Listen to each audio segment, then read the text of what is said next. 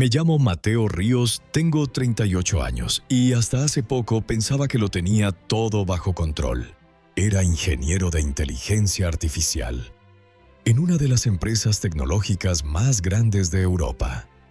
Vivíamos en Barcelona con mi esposa Clara y nuestra hija Lucía de 7 años. Teníamos una casa moderna, 2 coches, buena comida y vacaciones. Una vez al año todo parecía perfecto desde afuera, pero dentro de mí todo era ruido vacío y lógica. Pasaba horas programando algoritmos que predecían lo que la gente quería. Antes de que lo supieran, vivía para optimizar, para producir, para ganar tiempo y controlar resultados. Mi mente era un mapa de bits y decisiones binarias, 1 o 0 sí, o no. Todo lo demás era irrelevante. Clara intentaba hablar conmigo, a veces lloraba en silencio mientras yo seguía escribiendo código en la mesa del comedor. Lucía me mostraba sus dibujos, me abrazaba, me hablaba de la escuela, pero yo solo asentía sin escucharla. Mi cuerpo estaba allí, pero mi alma estaba conectada a otra cosa, la fe. ¡Dios! Eso lo había dejado atrás cuando era adolescente, lo veía como un sistema arcaico obsoleto, sin lógica, sin eficiencia. Me decía que ya lo pensaría más adelante cuando tuviera tiempo, cuando lo mereciera, cuando envejeciera. Esa noche del 22 de agosto de 2024 no tenía idea de que sería la última vez que vería la pantalla de mi computadora desde este lado de la vida. Estaba trabajando tarde, tomando café frío y ajustando los últimos detalles de un asistente virtual que debía ser el más humano. Jamás creado una IA que escuchaba, comprendía emociones y respondía con compasión simulada. Estábamos por lanzar el proyecto más ambicioso de mi carrera. De pronto sentí algo detrás de mis ojos, como una presión suave. No era dolor exactamente. Era como una alarma silenciosa dentro de mi cráneo. Intenté levantarme de la silla, pero mis piernas no respondieron. Mi visión se volvió borrosa. Los números en la pantalla comenzaron a derretirse en líneas verdes sin sentido. Y entonces ocurrió un pequeño estallido dentro de mi cabeza. No fue un sonido fuerte, fue apenas un clic sordo definitivo, como si alguien hubiese apagado un interruptor y desconectado mi conciencia de golpe. La última imagen que tuve fue el rostro de Lucía riendo en la bañera, el olor a champú de fresa, sus pequeñas manos chapoteando en el agua tibia. Y luego, oscuridad. Pero esa oscuridad no era como dormir, era más bien un silencio total, una paz extraña. No había servidores zumbando ni teclados sonando. No había tiempo, ni peso ni cuerpo, solo presencia. Ahí comenzó lo que jamás podría haber imaginado, lo que cambiaría mi vida para siempre. No sé cuánto tiempo estuve allí en ese silencio tan profundo, pero fue como si el universo entero se hubiera detenido. No había latidos, no había pensamientos, no había miedo. Solo una especie de quietud perfecta, como si el alma se hubiese soltado del cuerpo, sin violencia, sin terror. Simplemente había dejado de estar atada, y entonces lo sentí. Empecé a flotar. No era un sueño, era real. Podía ver mi oficina desde arriba, como si yo fuera una cámara suspendida en el techo. Vi mi cuerpo desplomado sobre el escritorio con la cabeza inclinada hacia un lado, un brazo colgando sin vida hacia el suelo. La pantalla seguía encendida, pero ya no tenía sentido. Todo parecía tan pequeño, tan frágil, tan lejano. No sentí miedo ni tristeza. Fue como si estuviera viendo una película vieja de alguien que ya no era yo. Yo. Vi la foto de Clara y Lucía sobre mi monitor. Mi taza de café medio vacía. La pizarra blanca llena de fórmulas y fechas. Y entonces algo me jaló suavemente como un imán desde dentro. Algo que no venía de mi cuerpo, sino de un lugar más profundo. Atravesé la pared sin dificultad, salí del edificio flotando sobre las luces de Barcelona. La ciudad que siempre me había parecido ruidosa y brillante, ahora se veía lejana como una maqueta olvidada. Las calles, los coches, las personas. Todo parecía moverse en cámara lenta, pero yo seguía alejándome más y más. La tierra empezó a verse como un punto azul brillante suspendido en un fondo negro inmenso. No sentía frío ni calor, no tenía peso ni límite, solo viajaba hacia lo desconocido, en paz. Una paz tan grande, tan pura, que me hizo olvidar que alguna vez tuve miedo de morir. Entonces vi una luz, al principio era diminuta como una estrella solitaria en el horizonte, pero fue creciendo y creciendo. No era una luz que quemara los ojos, era cálida, envolvente. Tenía un color imposible de describir y una sensación aún más extraña. Sentía que esa luz me conocía completamente. La oscuridad comenzó a desvanecerse como si la noche se disolviera en el amanecer y de pronto sentí que estaba de pie. Otra vez mis pies tocaban algo blando. Era pasto, pero no como el de la tierra. Era más vibrante, más verde, más vivo. Levanté la vista y vi un paisaje que me quitó el aliento. Un jardín infinito con árboles que brillaban desde dentro, flores con colores que no existen en ningún catálogo humano y un río de agua cristalina que cantaba con su propio ritmo. Todo vibraba con una especie de vida profunda de armonía total. Me sentí en casa, como si toda mi vida hubiese sido una caminata hacia este lugar. Y allí, al borde del río, vi a un hombre agachado con las manos en el agua. Llevaba ropa sencilla como la de un trabajador. Sus mangas estaban remangadas y no tenía corona ni alas. No parecía un ángel. Parecía un ser humano real, fuerte y sereno. Me quedé inmóvil. Mis piernas no se movían. Mi mente no podía razonar, solo sentía una mezcla de asombro y calma, como si una parte de mí ya supiera quién era él, incluso antes de que se volteara. Y entonces habló sin mirarme. Su voz no era fuerte, pero llenó todo el lugar. Yo conozco tu código, Mateo. Lo escribes con lógica, pero tu alma grita desde el silencio. Sentí un temblor en el pecho, algo se movió dentro de mí. Era como si su voz no pasara por mis oídos, sino que resonara directamente en mi espíritu. Se puso de pie lentamente y giró para verme, y en ese momento supe sin duda alguna que era él. Jesús no era como lo pintan, era más humano que cualquier humano que haya conocido, pero también era más eterno, más profundo, más real. Sus ojos tenían luz, pero no brillo superficial. Era una luz de verdad, de compasión. Su rostro mostraba años de risa, de dolor, de ternura. Sus manos fuertes con cicatrices en las muñecas leves, pero imborrables, y en su presencia sentí una cosa imposible de ignorar. Él me conocía completamente. Has construido máquinas que piensan, pero has olvidado que tú también fuiste creado con un propósito. Me miró como nadie me había mirado jamás, como si pudiera ver cada rincón de mi alma. Mi ambición, mi orgullo, mi miedo, mis errores, mis silencios, mis oraciones, no dichas, todo, y aún así no me rechazó. No me asustan tus faltas.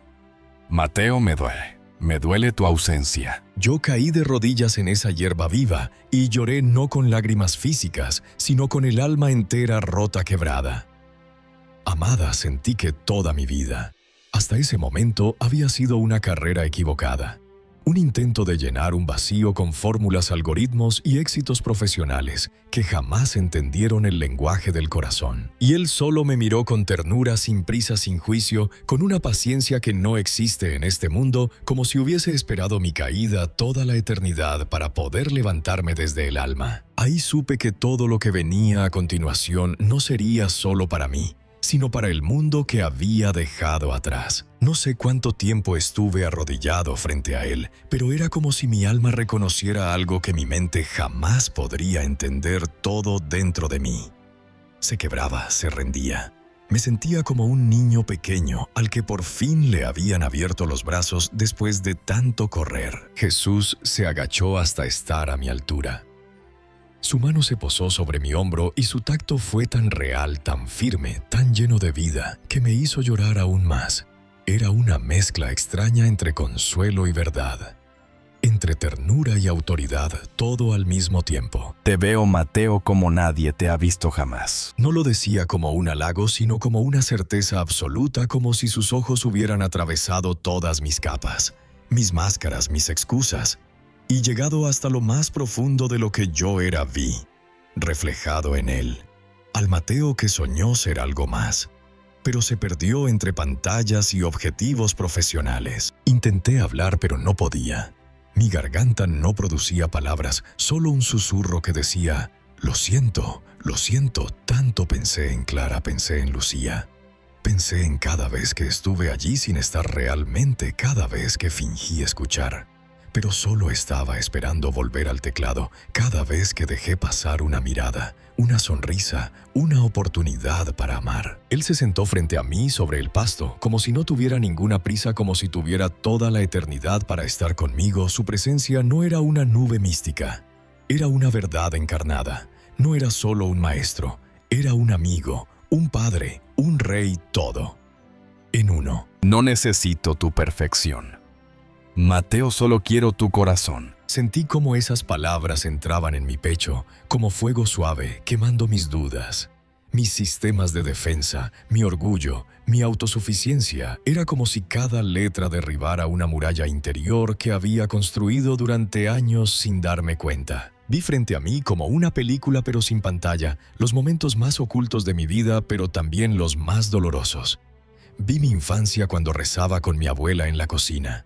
Vi cómo me fui alejando poco a poco, cómo me volví impaciente, racional, práctico. Vi cómo reemplacé el alma por algoritmos, el amor por eficiencia. Pero Jesús no me interrumpía, no me acusaba, solo estaba allí presente viéndome, sintiéndome, acompañándome en el dolor y en el silencio, como si me dijera sin palabras que todo eso podía ser redimido. No hay vida que yo no pueda tocar.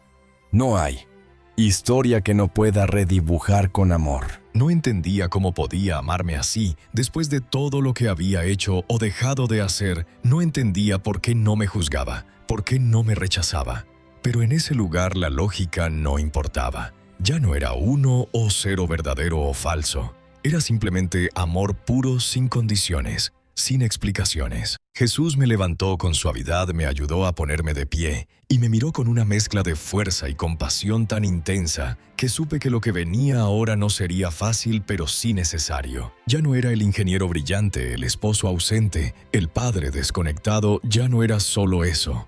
Ahora era un hijo que había sido encontrado en medio de su extravío. Y en ese instante sentí que todo estaba por cambiar, no porque él lo exigiera, sino porque su amor me transformaba desde adentro, porque después de mirarlo a los ojos no había manera de volver a ser el mismo. Supe que me mostraría más cosas que dolerían, cosas que el mundo necesitaba escuchar, y que de alguna forma sería parte de algo mucho más grande que mis líneas de código y mis logros personales. La historia no había terminado, apenas comenzaba. Jesús me tomó de la mano y caminamos en silencio a lo largo del río. El aire era tan limpio que cada respiración parecía sanar algo dentro de mí. No sabía hacia dónde íbamos, pero tampoco sentía la necesidad de preguntar. Cada paso junto a él era suficiente. De repente, todo cambió. No fue como entrar en un túnel ni cruzar una puerta. Simplemente, el jardín se desvaneció y me encontré en medio de una ciudad moderna ruidosa, gris, llena de luces, pantallas, gente caminando rápido sin mirar a nadie. Pero lo más inquietante no era el paisaje, sino lo que yo podía ver detrás de él. Las personas iban por la calle, pero no estaban realmente allí.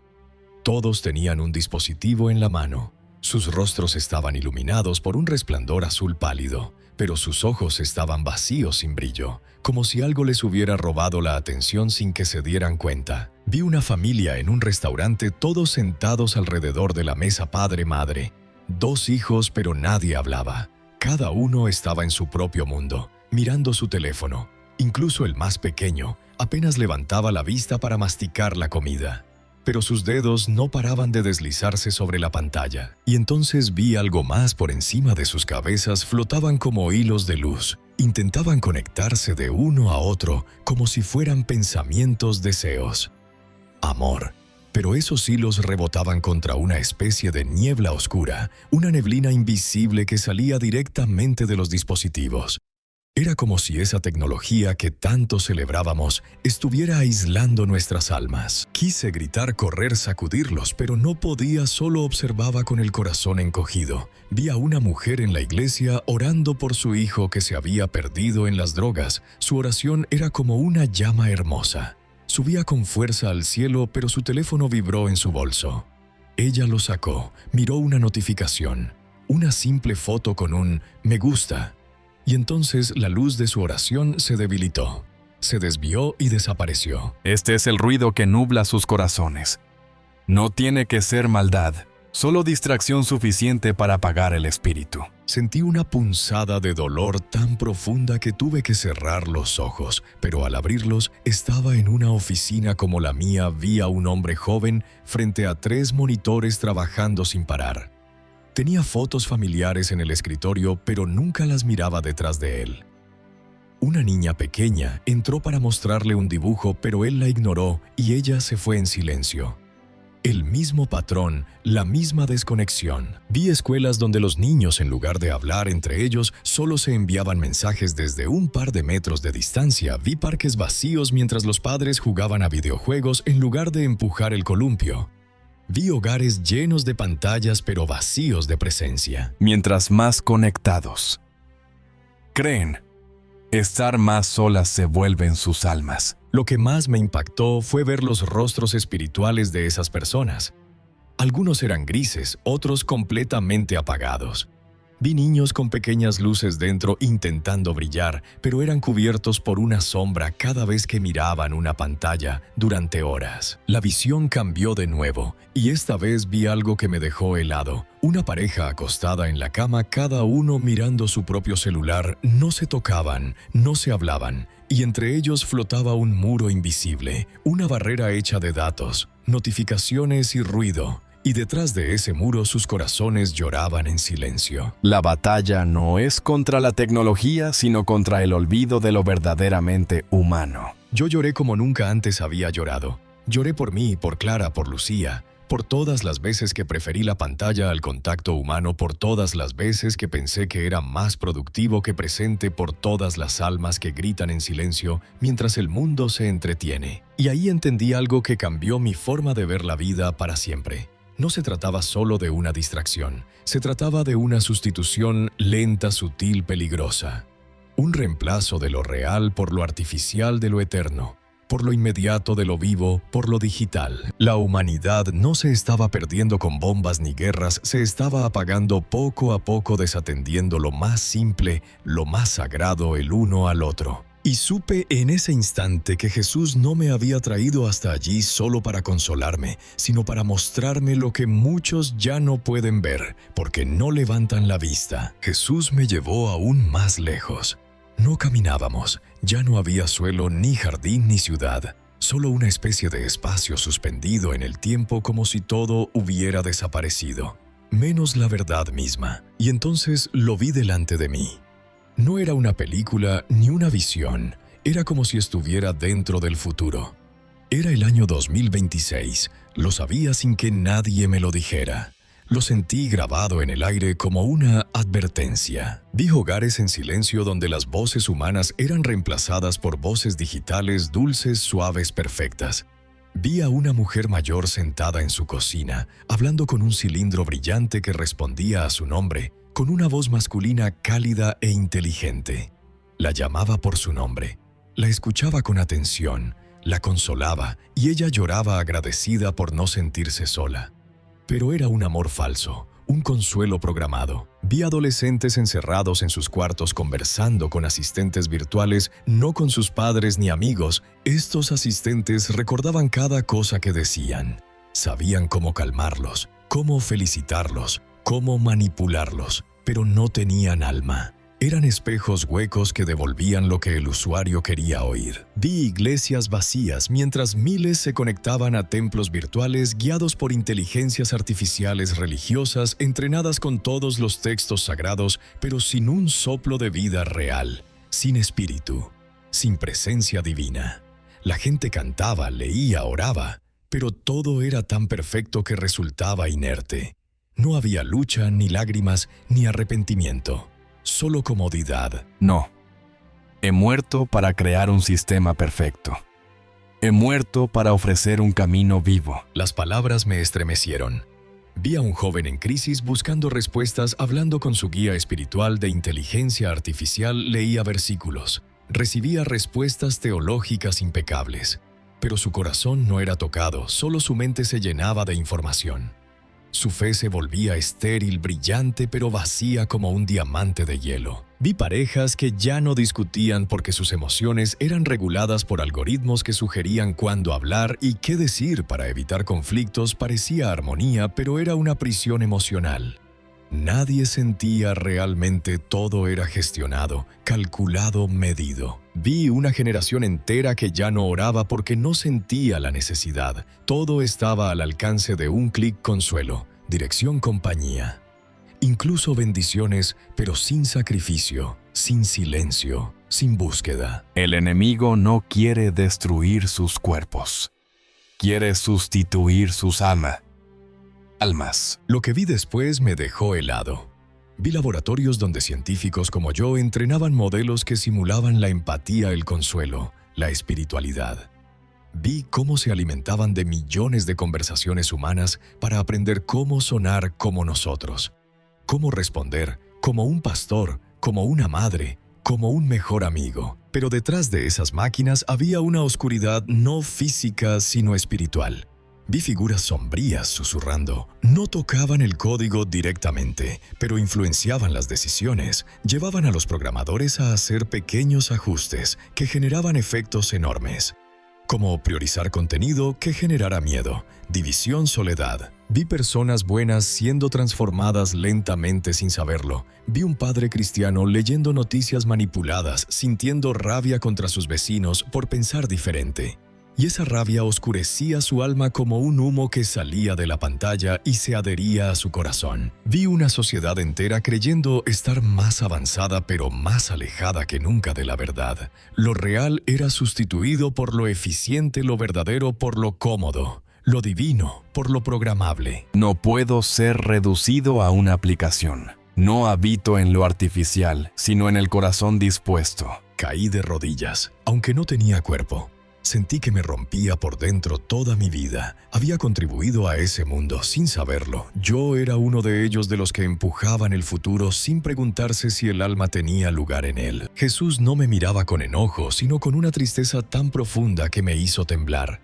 No hablaba más, solo observaba como esperando que yo entendiera por mí mismo, y lo entendí. El gran plan del enemigo no era destruir la humanidad, era adormecerla. Era llenar cada vacío con una imitación perfecta de conexión, de fe, de amor, hasta que nadie buscara lo real, hasta que el alma se olvidara que existe. Y allí en ese vacío sentí la urgencia de volver, de advertir, de gritar a quien quisiera escuchar que 2026 no es el fin del mundo, sino el comienzo de una batalla invisible por lo que nos hace humanos. Una batalla por el alma. Sentí que todo mi ser se quebraba, no por miedo, sino por el dolor de tener que dejar ese lugar de luz, ese lugar donde por fin me sentía completo. Jesús me miró con ternura, como quien ama tanto que duele dejarte ir. Aún no es tu hora, Mateo. Hay alguien que te espera allá. Supe sin que él lo dijera que hablaba de Clara, de Lucía, de todos aquellos a quienes había amado mal por ausencia, por distracción, por egoísmo. Supe que debía volver no como el Mateo de antes, sino como uno nuevo, con los ojos abiertos, con el alma despierta. Te envío no como un programador, sino como un mensajero. No sentí un empujón ni una orden. Fue como si mi alma empezara a soltarse poco a poco, como si la luz me dejara ir con dolor, pero también con esperanza. La despedida fue la verdadera muerte, fue el único momento en todo aquello que sentí un dolor imposible de describir, dejar. Su presencia fue como dejar de respirar, como volver a un mundo sin color, sin sentido, sin abrazo. Recuérdalo, Mateo. Yo no habito en el ruido, sino en el silencio que el mundo teme. Y entonces todo se oscureció. Sentí una presión en el pecho, como si un rayo me atravesara. Escuché voces, gritos, pitidos. Máquinas, abrí mis ojos, la luz blanca del hospital me cegó por un segundo y alguien gritó su nombre.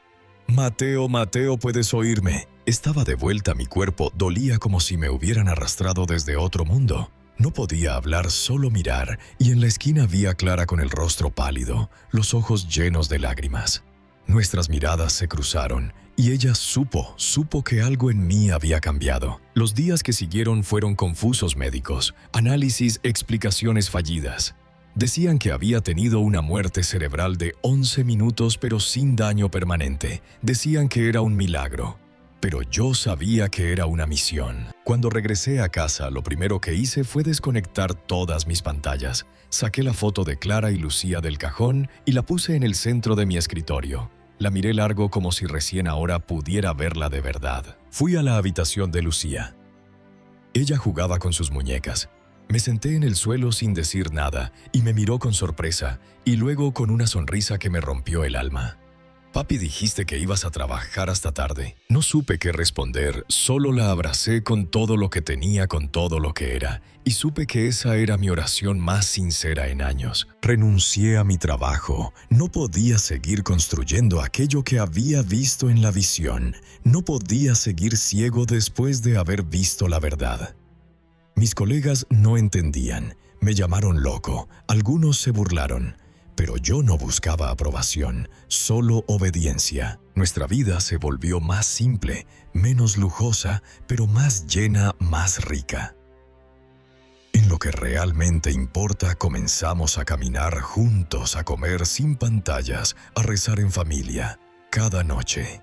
A reír, a llorar, a vivir. Volví a encontrar a Clara en las pequeñas cosas, su voz, sus manos, su mirada que ahora me buscaba no para reclamarme, sino para reconocerme como si también ella supiera que yo había vuelto de muy lejos. Y así, día tras día, empecé a ser otro no de golpe, sino como una herida que sana con el tiempo, como una flor que vuelve a abrirse al sol después de una larga tormenta. Ya no sentía orgullo por mis logros, sino gratitud por cada instante en que podía estar presente, por cada conversación real, por cada silencio compartido. Lo que viví allá no fue un sueño, fue más real que cualquier cosa que haya experimentado aquí. Y aunque el mundo sigue igual, yo ya no lo soy. Después de todo lo que vi, después de lo que sentí, no puedo callar. No sería justo, no sería humano, no sería obediente. He vuelto con una sola misión, decirte lo que él me mostró antes de que sea tarde. Vivimos rodeados de ruido, de pantallas, de algoritmos que saben más de nosotros que nuestra propia familia. Pero no saben amar, no saben sanar, no saben escuchar.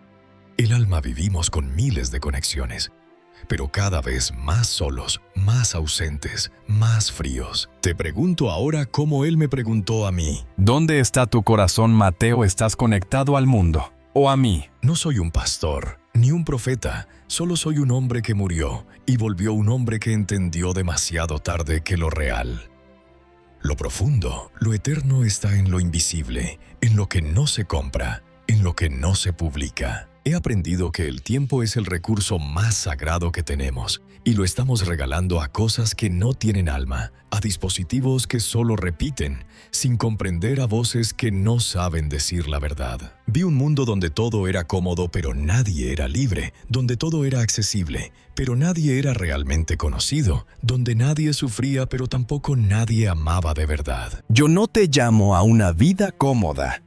Te llamo a una vida verdadera. No es tarde, aún puedes elegir. Puedes mirar a tu hijo a los ojos y decirle que lo amas sin un filtro, sin una excusa, sin una pantalla. Puedes volver a Slice a Sam sin miedo, sin prisa, sin interrupciones. Puedes cerrar los ojos y buscar su presencia en silencio. Y allí lo vas a encontrar. Yo lo encontré cuando menos lo esperaba, cuando ya no quedaba nada más que rendirme, y él me levantó con una voz tan dulce que rompió todos mis muros. Mi amor no es un código, no es un algoritmo, es una llama viva que nunca se apaga. Y esa llama ahora arde dentro de mí. Por eso estoy aquí.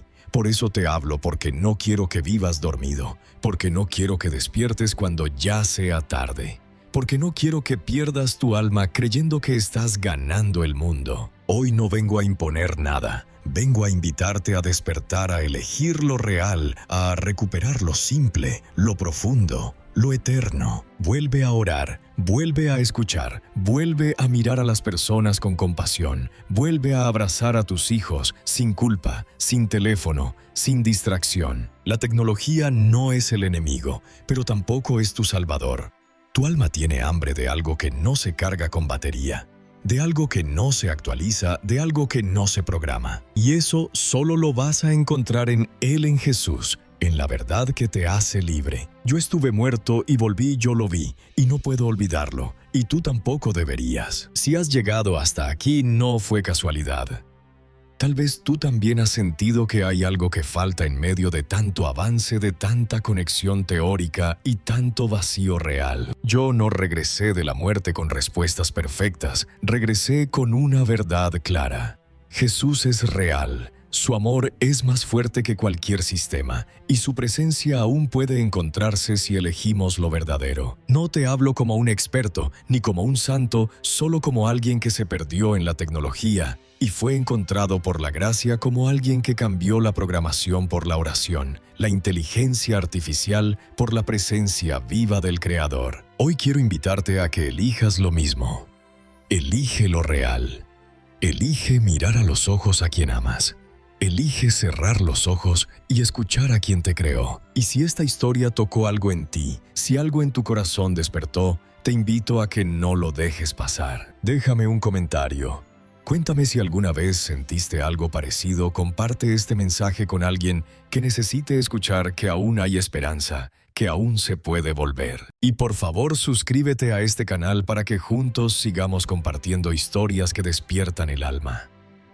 Aquí no solo hablamos de tecnología, sino de fe, de decisiones eternas, de ese susurro divino que sigue llamándonos desde el silencio. Gracias por escuchar.